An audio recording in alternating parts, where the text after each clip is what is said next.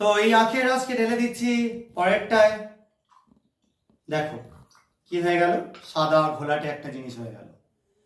কি বলতে পারো, বার্লির শরবত? এ বাবা, একদম খাওয়া যাবে না।